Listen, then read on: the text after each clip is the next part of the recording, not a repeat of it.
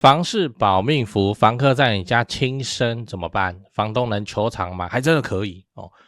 先说结论，房客在你家轻生，最可怕的不是变凶宅，怕的是官司打赢你也拿不到钱，子女抛弃继承嘛，你拿到一个债权凭证也没办法，那你房价已经实质上减损掉了哦，租也租不出去。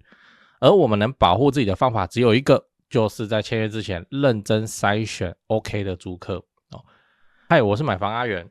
订阅买房阿元，我先祝你老了有房也有钱。我们上一支影片聊了房市正在走向 K 型分化，如果你还没看过的话可以看一下。今天我来跟你讨论房客在你家轻生该怎么办。这次我们来聊一个新闻哦，标题我念一下：房客轻生，出租屋成为凶宅，房价惨跌谁该负责？专家说分明。今天这个话题有点沉重，但我们当房东的就是要先知道，因为我们任何人任何房东都是有机会会遇到这种奇怪的事情。那内容是这样，台南地方法院针对一起发生在包租代管模式下的租屋轻生事件做出了裁定，直接说结论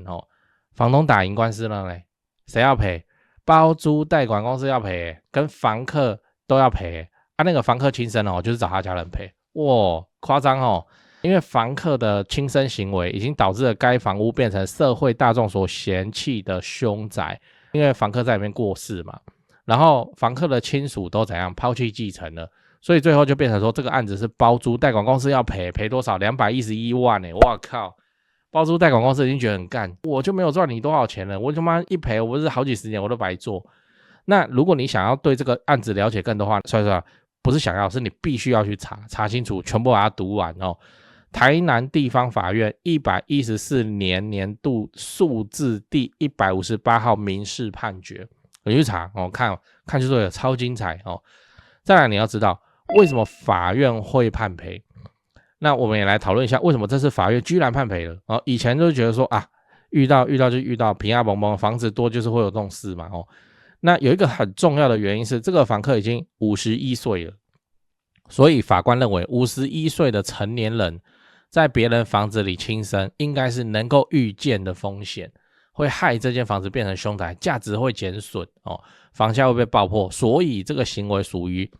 间接故意，那就要从他的遗产中拿钱出来赔。那包租代管要赔的原因是民法第444条之2，因承租人因负责之事有所生之损害承租人负赔偿责任。就是包租代管公司向银行租这间房子它就属于承租人今天这间房子变成凶宅这叫间接损害了房东的权益那包租代管公司要为此负责，他就得赔钱。我跟你说这个判例出来全台湾包租代管公司贼没屌你知道？我靠，现在怎么会这样为什么？因为以前的判例通常都是走民法第443条，刚刚44这43这条比较长，我就不念了。它主要就是针对租赁物的损失需要负责。例如我乱讲今天这个房客是烧炭走的，好，那烧炭之后物理上造成了什么毁损墙壁家具熏黑之类或是烧到已经挂了不能动嘛，然后烧到床导致失火等等这种物理上还是可以住心理上还是玄学，这个我们先不讨论，就会变成说你价值有减损，你要赔这个就赔价值减损的部分而已。那法官如果拿这条来判就很容易会判房东败诉。例如说台湾高等法还打到高院高等法院102年度上字第613号民事判决，这个案件的最终判决就是判房东败诉。法院认为说这个房子的物理结构没有什么毁灭性的损失功能也没坏凶宅是市场价值你自己想的就不属于这两条的规定的情形所以就判房东输。房东真的只能平下蹦蹦那也就是说这是新的判例台南法院的判决是房东们很值得参考，最好要把它印下来贴在墙上，太厉害了，终于出现了懂民间疾苦的法官。他的依据是民法444条之2，可以用房价的损失来做求偿的动作，房东就不吃哑巴亏了，你知道最后房东不一定能拿到钱我还是要讲一个比较实际面的，就是这次的案件房东幸运的地方在说他是找包租代管处理，所以还真的给他找到求偿的对象。但如果这个房子是他自己租给房客的那就麻烦了。因为我们刚才有讲房客过世以后他的亲属都一定是立刻光速去办抛弃继承的那意思是房客就没什么钱给你那甚至之前有负债等等有没，他本身就没钱了。那你今天即使被判赢了，然后你去申请强制执行，大概率也会发现说伊都没财产啊，你根本就拿不到钱，这才是可怕的地方。那你要避免这个问题唯一的方法就是拉高租金仔细挑选房客，整理好房之后拉高租金。我不是叫你硬拉因为就有对生活品质有追求的人才会去付那个比较高的租金你为了要拉高租金，你要整理房子这个我会员影片都有拍。至少你要确定租客口袋里是有钱的嘛，他可能就是因为工作的关系怎样怎样的才来租你的房子，然后不会说每个月房租水电付掉以后他就两袖清风，动不动跟你讲房东我可不可以晚一点给你这样房东你可不可以借我2000块这种你还租他所以说拉高租金慎选房客就变成我们在出租的时候的第一要务了我这样讲你都没感觉，你真的改天有发生一些甚至不用是已经确定无法挽回的轻生事件你只要晚上睡觉的时候突然接到警局的电话，你都还以为是诈骗他就来跟你询问说那个谁谁是不是租你的房子，你接到这种电话你晚上睡不好，我告诉你整理一下今天我们在讲那个房客租屋处轻生，房子变凶宅后房东能不能求偿，居然可以我靠这青天大老爷还有谁该为这件事情负责。那我为你分析了台南法院判决背后的逻辑，包含法院这次是改用民法第444条之2来认定包租代管公司需要负责，而不是用过去常用的惯用的，几乎就法院有个现象法官他判之前也会去查一下学长学姐怎么判的，大概能复制贴上就复制贴上，你知道，所以他去做了这个改动非常的有勇气而不是过去惯用的民法第443条。同时也提醒了实务上有发生就是判赢你也拿不到钱的情形。结论就是这个判决确实可以让房东多一条可以主张房价减损的求偿路径，但真正的关键从来不在打那个官司，你等到要打那个官司你都晚了，你知道，而是在前面怎么选租客。你如果没有提前筛选好租客，法院在你这边你最后还是什么都拿不到。所以对房东来说，拉高门槛筛选租客比任何法律保障都更加实际。最后我想问你，为了避免求偿无门，你会怎么判断租客的财务状况？我很会看人，我看一眼就知道他有没有钱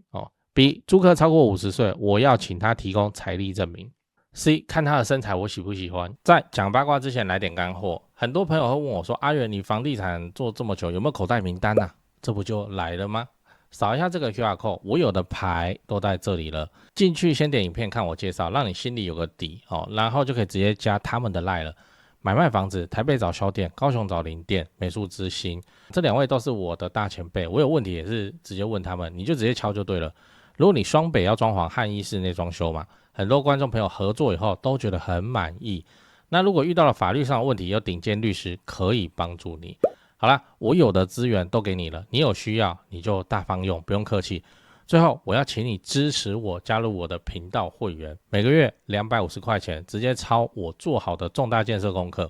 高雄自产老会员都跟超过1年了，没料的话大家早就跑了。最后也不要忘了帮我按下订阅按钮。YouTube 的后台跟我说有 74% 的观众还没订阅，这样都能超过5万人支持。如果你还没订阅，麻烦先按一下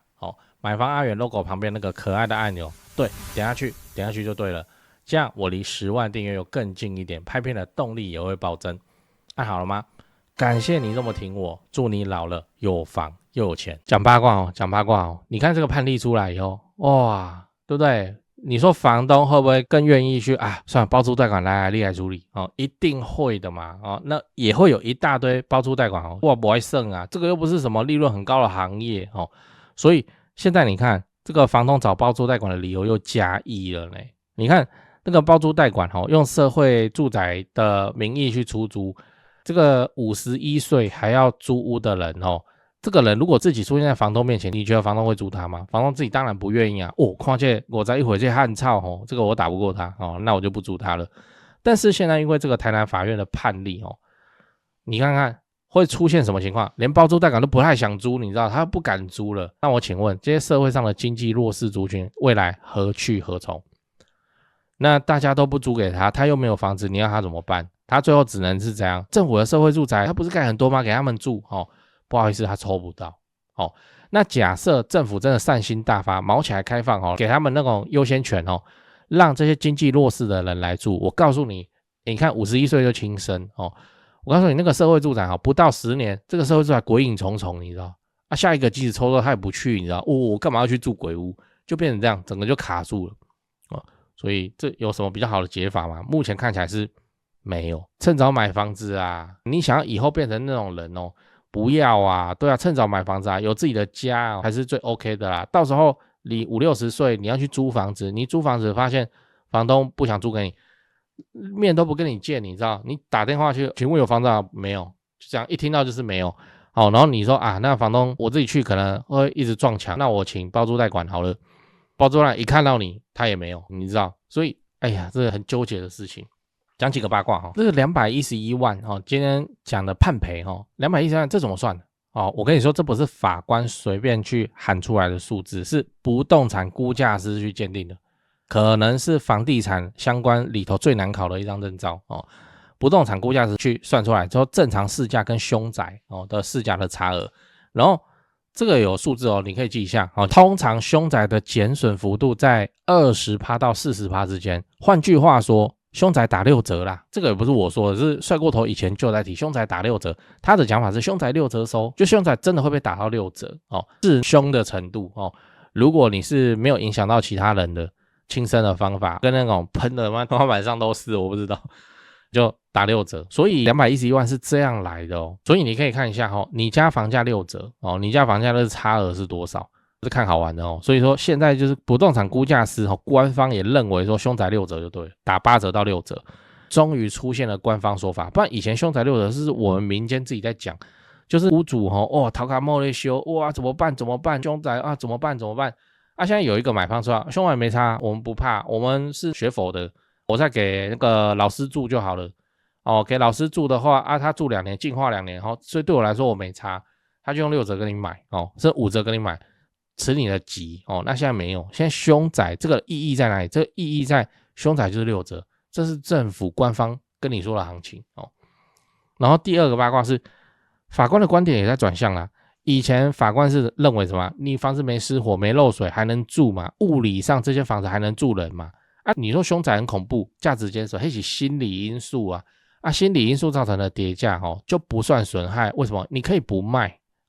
那这是台南法院的法官非常接地气，这真的要给他拍拍手。他承认说社会通念下凶宅就是没有人要，这就是市场价值的实际减损，那就是房东的实际减损。所以法官的观点正在转向，然后你也不要高兴太早，你想说好立刻我现在就是把包租代管叫来签约，他们早就找完律师了，然后看这个合约上能不能加注什么去防范这一条，怎么可能不做这件事情所以今天的这个判例非常的有看头